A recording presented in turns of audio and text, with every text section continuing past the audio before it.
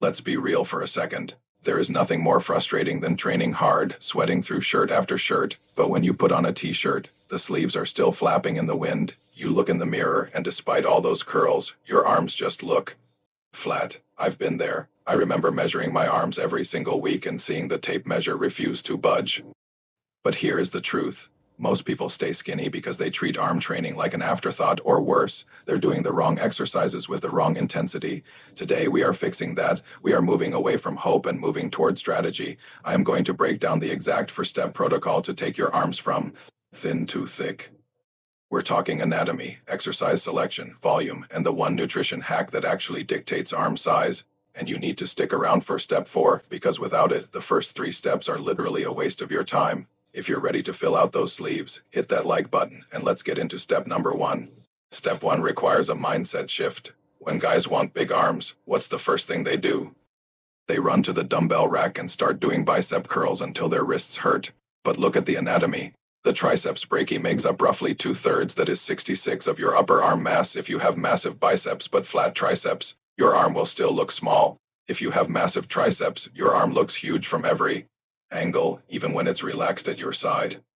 To get thick triceps, we need to understand the long head. The tricep has 3 heads: lateral, medial, and long. The long head is the meat that sits on the inside of the arm.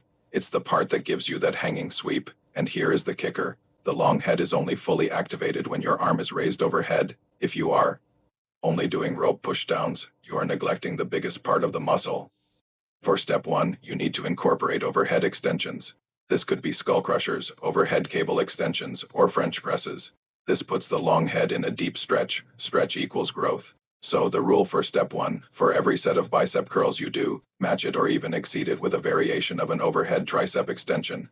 Prioritize the back of the arm, and the size will follow.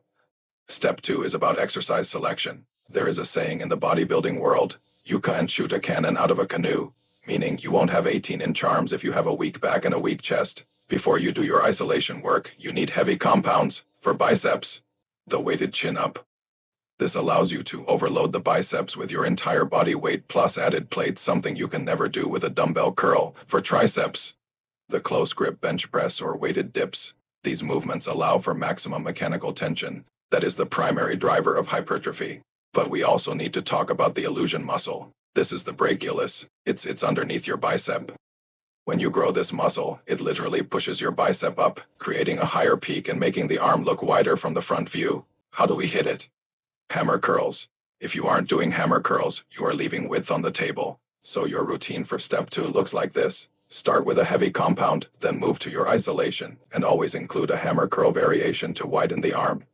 Now let's talk about step 3. This is where most people mess up their programming. They do a bro split. They train arms on Friday, obliterate them for 2 hours, and then don't touch them again for a week. Science tells us that muscle protein synthesis, the biological process of building muscle, returns to baseline after about 36 to 48 hours. If you train arms once a week, you are growing for 2 days and decaying for 5. That is not a recipe for thick arms. You need to increase your frequency. You should be hitting your biceps and triceps at least 2, preferably 3 times a week. This doesn't mean doing a full arm day 3 times a week. It means adding 3 to 4 sets of arms at the end of your pull day, your push day, or even your leg day. And regarding volume, stop chasing the pump. The pump is temporary fluid. It's not permanent muscle. You need to focus on progressive overload. Are you lifting more weight than last month? Are you doing more reps? Also, control the negative. Don't swing the weight up and let it drop. Take 3 full seconds to lower the weight. That eccentric stretching phase is where the micro tears happen. No tear, no repair, no growth. And finally, step 4. This is the one I told you to stick around for because it is the hardest pill to swallow. You can do all the skull crushers and chin-ups in the world, but if you are not eating in a caloric surplus, your arms will not grow. There is a general rule of thumb in the fitness industry. For every inch you want to add to your arms, you typically need to gain about 10 to 15 pounds of lean body mass. You are very rarely going to see a guy who weighs 140 pounds with 18-inch arms. It just doesn't happen naturally. You need to eat. You need to be in a surplus of 300 to 500 calories above your maintenance level, and you need protein roughly 1 gram per pound of body weight to support that repair process we talked about in step 3. If your scale weight isn't going up, your arm measurement won't go up. It is that simple. Don't be afraid of gaining a little bit of weight to facilitate that arm growth.